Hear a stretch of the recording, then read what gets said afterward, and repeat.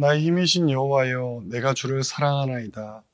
여호와는 나의 반석이시요 나의 요새시요 나를 건지시는 이시요 나의 하나님이시요 내가 그 안에 피할 나의 바위시요 나의 방패시요 나의 구원의 뿌리시요 나의 산성이시로다. 내가 찬송받으실 여호와께 아뢰니 내 원수들에게서 구원을 얻으리로다. 사망의 줄이 나를 얽고 불의의 창수가 나를 두렵게 하였으며 수월의 줄이 나를 두르고 사망의 올무가 내게 이르렀도다. 내가 환난 중에서 여호와께 아뢰며 나의 하나님께 부르짖었더니 그가 그의 성전에서 내 소리를 들으시며 그의 앞에서 나의 부르짖음이 그의 귀에 들렸도다. 아멘. 안녕하세요. 오늘의 묵상 김재단 목사입니다. 오늘 본문은 다윗이 사울의 손길에서 벗어난 자신의 마음을 시로 고백한 내용을 담고 있습니다. 그렇다면 하나님께서 이 다윗의 고백을 통해 저와 여러분에게 주시고자 하시는 메시지가 무엇인지를 함께 살펴보는 시간이 되었으면 좋겠습니다. 오늘 본문에서 유난히 많이 사용되어지는 단어가 있습니다. 바로 요새라는 단어입니다. 요새라는 단어는 무엇을 의미할까요? 전쟁이나 어떤 외부의 위협 속에서 자신의 몸을 보호하기 위해 만들어 놓은 수단이다라고 이야기합니다. 지형적인 상황을 이용하기도 하고 때로는 견고한 구조물을 만들어서 자신의 몸을 보호할 수 있는 요새를 만들기도 합니다. 대표적인 구조물은 성이라고 할 수 있고 또 대표적인 지형물이라고 한다면 산 꼭대기나 아니면 강으로 말미암아 외부의 적의 공격을 막을 수 있는 시설을 의미한다라고 합니다. 그렇다면 다윗은 왜 이 요새라는 단어를 사용하는 것일까요? 다윗의 삶을 보면 그의 삶은 순탄하지가 않았습니다. 사울의 쫓김을 받아 광야에서 늘 도망하는 삶을 살았습니다. 그 도망자의 삶 속에 가장 중요한 것은 자신의 몸을 숨길 수 있는 이 요새와 같은 방어적인 시설이었습니다. 그리고 다윗이 사울의 공격 가운데 정말 위기 가운데 하나님의 도우심의 손길을 힘입어 그 위기를 벗어난 후에 고백하고 있는 고백이 바로 오늘 본문의 내용이라는 것을 저와 여러분이 어쩌면 익히 잘 알고 있으리라 생각합니다. 그런데 놀라운 것은 다윗의 고백이 자신이 왕이 된 이후에 완전히 사울의 공격으로부터 벗어난 이후에 드려진 고백이 아니라 여전히 광야를 살아가고 있고 여전히 언제라도 사울의 공격을 받을 수 있는 상황에서 이 고백을 하고 있다는 것입니다. 자신의 삶을 돌아보면 여전히 하룻밤 잠을 자기 위해서는 동굴 속이나 수풀에 몸을 누여야 하는 것이 그의 상황이었고 사울의 군대는 시시때때로 자신을 죽이기 위해 언제라도 자신에게 위협적인 존재가 되고 있는 것이 다윗의 상황이었습니다. 그런데 다윗은 어떻게 하나님께서 나의 요새 되심을 이처럼 감사하는 마음으로 고백할 수 있는 것일까요? 다윗이 말하고 있는 요새는 그저 자신을 보호해 줄 수 있는 성이나 견고한 구조물을 의미하지 않습니다.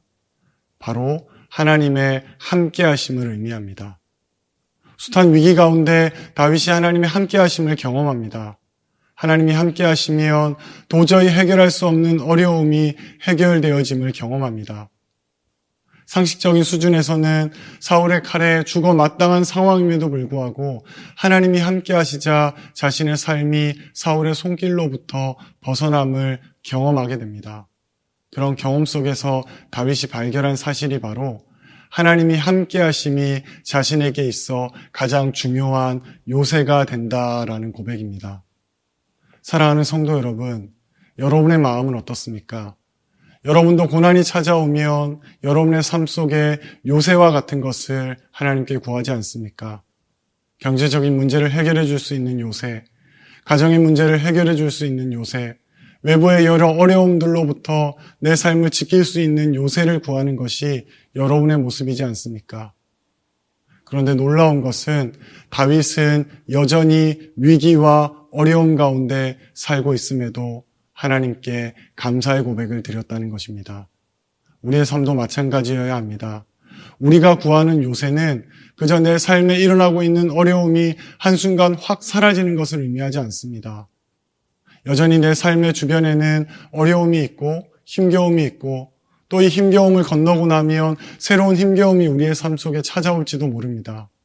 하지만 하나님이 나와 함께 하시면 내 삶에 어떠한 어려움이 찾아와도 그 어려움을 감당할 수 있는 힘이 내게 주어진다는 것을 믿을 수 있는 것이 바로 하나님이 내 삶의 요새 되심에 대한 확신이며 하나님이 내 삶의 요새 되심을 인정하며 살아가는 삶의 모습이 될 것입니다.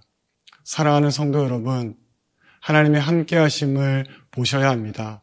그리고 하나님의 함께 하심이 내 삶 속에 어떤 일로 나타나고 있는지도 경험하셔야 합니다. 그렇다면 지금 당장 내 상황의 어려움들이 변하지 않아도 이 어려움 속에 일하시는 하나님을 경험하게 될 것이고 그 하나님의 경험함을 통해 내 삶 주변에 있는 어려움이 더 이상 내 삶을 짓누르는 인생의 무게가 아니라 내 삶을 짓누른다 할지라도 광야의 길을 여시고 바다를 가르시는 하나님의 손길이 내 삶 속에 임함을 경험할 수 있는 기회가 될 것입니다. 성도 여러분, 오늘 하루를 시작하시며 여러분 삶 주변에 있는 어려움의 상황을 보는 것이 아니라 그 어려운 상황을 살아가지만 여전히 내 삶 속에 일하시는 하나님을 발견하시는 하루가 되셨으면 좋겠습니다. 이제 두 번째로 살펴볼 것은 그러면 우리의 인생 속에 하나님의 도우심이라는 이 요새는 어떻게 주어질지를 살펴보아야 하겠습니다. 6절의 고백을 보면 다윗이 얼마나 하나님께 간절하게 고백했는지를 우리에게 보여주고 있습니다. 내가 환난 중에서 여호와께 아뢰며 나의 하나님께 부르짖었더니 그가 그의 성전에서 내 소리를 들으시며 그의 앞에서 내 부르짖음이 그의 귀에 들렸도다. 다윗은 하나님께 간절하게 간구하였다라고 이야기합니다. 다윗의 간구함의 의미는 무엇일까요? 자신의 손에 들고 있는 모든 것을 내려놓음을 의미합니다. 다윗이 하나님께 간구할 때 어쩌면 우리가 알고 있듯이 사울을 죽일 수 있는 기회도 여러 번 있었고 또 한 번쯤은 사울을 공격할 수 있는 그래서 자신의 힘을 드러낼 수 있는 기회도 있었으리라 생각되어집니다. 그리고 외부의 다른 나라의 도움을 받거나 외부의 힘을 의지하여 사울을 몰아내고 왕이 될 수 있는 기회도 어쩌면 그가 생각해 볼 수 있지 않았을까 생각되어집니다. 하지만 다윗은 그 방법을 사용하지 않습니다. 자신이 할 수 있는 모든 인간적인 방법을 사용하지 않고 철저하게 하나님 앞에 내려놓습니다. 그리고 하나님께 간구함으로 자신의 인생에 일어난 문제를 해결하려고 합니다. 사랑하는 성도 여러분, 우리도 간구하며 나아가지 않습니까? 삶의 어려움이 찾아오고 힘겨움이 찾아오면 이 문제를 해결받기 위해 간절히 구하며 나아가지 않습니까? 그런데 우리의 간구함과 다윗의 간구함에는 차이가 있습니다. 우리는 하나님께 간구할 때 내가 할 수 있는 모든 방법을 사용해보고 그래도 되지 않으면 마지막 수단으로 나아가는 것이 우리의 모습이지 않습니까? 어쩌면 우리 마음 한편에는 속된 표현으로 믿져야 본전이라는 마음으로 하나님께 기도하는 것이 우리의 모습이지 않습니까?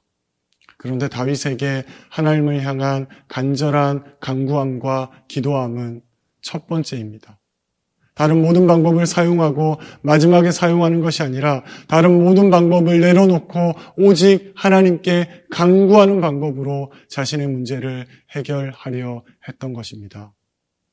사랑하는 성도 여러분, 우리도 그러해야 하겠습니다.